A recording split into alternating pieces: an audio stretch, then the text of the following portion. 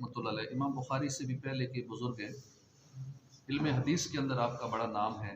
आप लिखते हैं कि मदाइन में एक शख्स का इंतकाल हुआ, घर वालों ने मैयत पर कपड़ा डाल दिया और गुस्ल कफन वगैरह की तैयारियां करने लगे।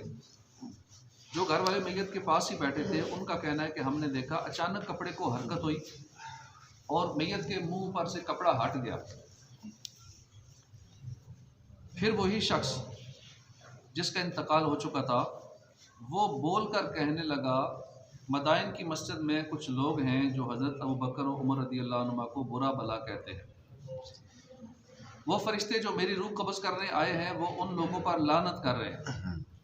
फिर उसने 2 मरतबा अस्तगफिरुल्लाह अस्तगफिरुल्लाह पढ़ा और दोबारा मौत की नींद सो गया।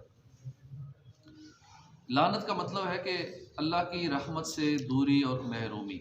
यहाँ गौर फरमाइए कि जिस शख्स पर फरिश्ते लानत भेज रहे हों उस शख्स की हैसियत क्या होगी, उसकी हालत क्या होगी, किस तरह उसकी मुश्किलात आसान होंगी, कैसे वो कामयाबियों की तरफ बढ़ पाएगा। फिर बड़ी बात यह है कि जिस पर फरिश्तों की लानत बरसती हो, अगर वो बगैर तौबा किए दुनिया से चला जाए तो कब्र में, हशर में, पुलिस सिरात पर उसका क्या बनेगा। रिवायत है कि अबू हसीब नामी एक शख्स था जो कफन बांटा करता था।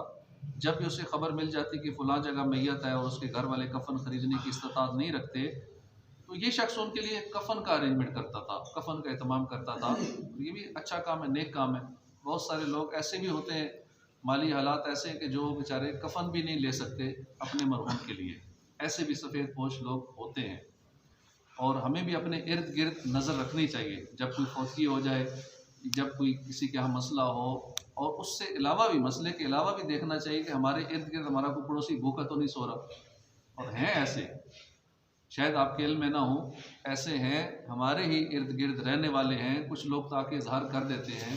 कल भी एक बंदा आया, वो अच्छा खासा पर्सनैलिटी वाला और प्रॉपर्टी का काम उसका, ठीक कह रहे 3 दिन से घर में फांसी चल रहे हैं। ऐसे लोग बज़ाहिर घर अच्छा, गाड़ी अच्छी, सारा कुछ है, लेकिन माली हालात ऐसे है कि रो पड़ा, रोता रोता यहाँ से गया। और पर्सनैलिटी भी अच्छी, ठीक ठाक, देखने में अच्छा खासा खाते पीते, लेकिन हालात क्योंकि हर एक को बता नहीं सकते। अब किसी और को बताएंगे उसे नाम ले लेके बताना है, फलां ऐसा है, फलां ऐसे, लोग ब्लैकमेल करते हैं। तो ऐसे हैं हमारे इर्द गिर्द भी कि जिनके हालात ऐसे हैं कि मजबूर हैं बेचारे। कई ऐसे हैं जो फ़ोन करते हैं जो बस खुदकुशी कर रही है, उनको फिर समझाया जाता है कि नहीं, ऐसे हालात ऐसे लोगों के हैं, लेकिन बज़ाहिर वो सफ़ेद पोश होते हैं, बड़े अच्छे घर में रह रहे होते हैं, सारा सेटअप बज़ाहिर लग रहा होता है, बड़े अच्छे एरिया में रह रहा है, पोश एरिया में रह रहा है। तो हमें नज़र रखनी चाहिए अपने इर्द गिर्द के मुसलमानों पे, कहीं ऐसा तो नहीं मेरा पड़ोसी भूखा मर रहा हो और मैं खाने का ज़िया कर रहा हूँ, इसराफ़ कर रहा हूँ। तो हमें अपने मुसलमान भाइयों पे नज़र रखनी चाहिए। तो ये शख्स कफन का एहतमाम किया करता था। हर एक अपना शौक़ होता है, ज़ौक़ होता है कि किसी नेक काम में किसी का ज़्यादा दिल लग जाता है। तो इस शख्स का ज़ौक़ था कि ये जहाँ पता लगता कोई फ़ौत हो गया, कफन लेके पहुँच जाता था, उनके कफन का एहतमाम करता था। एक रोज़ उसके पास एक शख्स आया, कहा कि फ़लाँ जगह मैयत हो गई। अबू हसीब ने फ़ौरन एक शख्स को अपने साथ लिया और मैयत वाले घर पहुँच गया। अबू हुसैन कहते हैं कि मैंने देखा कि वहाँ लोग जमा हैं, दरमियान में मैयत पड़ी है जिसके पेट पर ईंट रखी हुई है। लोगों ने मरने वाले की बहुत तारीफ़ें की, नेक अमाल के मुतालिक बताया। मैंने उनसे कहा कि तुम इसको गुस्ल क्यों नहीं देते?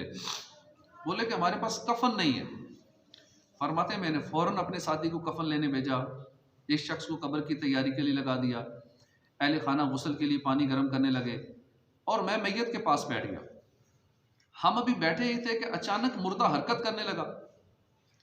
उसके पेट पर रखी हुई ईंट भी गिर गई और वो उठकर बैठ गया। अब वो बुलंद आवाज़ से कह रहा था कि हाय आग, हाय आग। मैंने कहा ला इलाहा इल्लल्लाह पढ़ो। मुर्दा बोला मुझे इसका कोई फ़ायदा नहीं होगा। अल्लाह पाक कूफा के रहने वाले उस बुढ़े पर लानत फरमाए, उसने मुझे भटका दिया। उसी के कहने पर मैं हज़रत अबू बकर और हज़रत उमर को गालियाँ दिया करता था। एक रिवायत में है कि वो मुर्दा बोला कि मुझे आग की तरफ ले जाया गया, मुझे मेरा ठिकाना दिखाया गया, फिर कहा गया वापस जाओ, लोगों को अपना ठिकाना यानी अबू बकर और उमर रज़ी अल्लाह अन्हुमा को बुरा भला कहने का अंजाम बताओ, फिर तुम्हें वापस उसी आग में आना है। ये कहकर वो बेजान होकर गिरा और दोबारा मौत के घाट उतर गया। अल अमान वल हफीज़। तो हमें भी चाहिए अगर कहीं मैयत हो जाए तो कोशिश करें गुस्ल देने पहुँच जाए, क्योंकि लोग परेशान होते हैं, लोगों को गुस्ल देना नहीं आता। घर में कोई मर्द फौत हो जाए, उसके मर्द को गुस्ल नहीं आता, घर के मर्दों को नहीं पता गुस्ल कैसे देना है। घर में कोई ख़वातीन हों तो औरत का इंतकाल हो तो उनको नहीं पता गुस्ल कैसे देना है, परेशान होते हैं, इधर भागते हैं उधर भागते हैं, बंदे ढूंढते हैं गुस्ल वाले। तो हमें गुस्ल देना आना चाहिए। एक मुसलमान होने की हैसियत से हर एक को पता होना चाहिए कि घर में मैयत हो जाए तो हमने गुस्ल कैसे देना है। घर की ख़वातीन को भी सिखाना चाहिए कि लेडीज़ को गुस्ल ऐसे दिया जाता है, मर्द फौत हो जाए तो उसको ऐसे गुस्ल देना है। और कई लोग डरते भी हैं, गुस्ल इसलिए नहीं देते, कई ख़वातीन भी इसलिए गुस्ल नहीं देती, वो थोड़ी ज़्यादा नरम दिल होती, डरती हैं भाई कहीं मुर्दा उठ के बैठ ना जाए, कहीं वो मुर्दा के हाथ ना पकड़ ले, इस बात से डरते हैं। ऐसा कुछ नहीं होगा।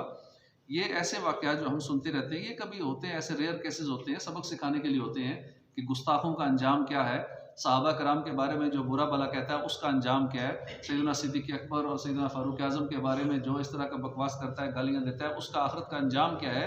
ये इसलिए होता है कि बाकी लोग सबक हासिल करें और सहाबा के बारे में कोई अल्फाज ऐसे गलत ना बोले, सहाबा से मोहब्बत करें, अहले बैत से मोहब्बत करें, तो बाकी कोई नहीं, कुछ नहीं होगा। मैयत कुछ नहीं कहता, हमें बिल्कुल खुल के निडर होके गुस्ल देना चाहिए। तो अल्लाह पाक हमें गुस्ताखों से महफूज रखे। ये कोई किस्सा कहानी नहीं है। इमाम अबी दुनिया रहमतुल्लाह अलैह ये बहुत बड़े मुहद्दिस हैं, आपने बाकायदा सनद के साथ ये वाक़या लिखा है। अब इसमें गौर फरमाएं, कितनी इबरत की बात है कि बेशक हमारे प्यारे आका सल्लल्लाहु अलैहि वसल्लम का फरमान सच्चा है कि सिद्दीक़ अकबर रज़ियल्लाहु अन्हु से बुग़्ज़ रखने वाला अगर 70 अंबिया के बराबर में नेकियां लाएगा तब भी वो जन्नत में नहीं जा सकेगा। अल्लाह पाक हम सबको बुग़्ज़ सहाबा, बुग़्ज़ अहले बैत से महफूज फरमाए। अल्हम्दुलिल्लाह हम आशिकाने सहाबा और अहले बैत हैं। तमाम सहाबा, सारे अहले बैत हमारे सरों के ताज हैं, हमारे दिल का करार है। अल्लाह पाक इस ईमानी मोहब्बत को हमेशा की अता फरमाए। काश इसी मोहब्बत के साथ जीना और इसी मोहब्बत में मरना हो, इसी मोहब्बत के साथ कब्र में उतरना हो, क़यामत के रोज़ उठना नसीब हो जाए इसी मोहब्बत के साथ ही। वरना कुछ पता नहीं लगता कि मरते वक्त किसी का ईमान बर्बाद हो जाए, किसी ऐसे की सोबत इख्तियार कर लें जो सहाबा का बुग़्ज़ रखने वाला हो और वो कहीं हमें उस रास्ते पे लगा दे। तो इसलिए बुरों की सोबत से भी बचना चाहिए। अल्लाह पाक हमें सहाबा की सच्ची मोहब्बत नसीब फरमाए। आमीन बिजाह नबी अमीन सल्लल्लाहु अलैहि वसल्लम।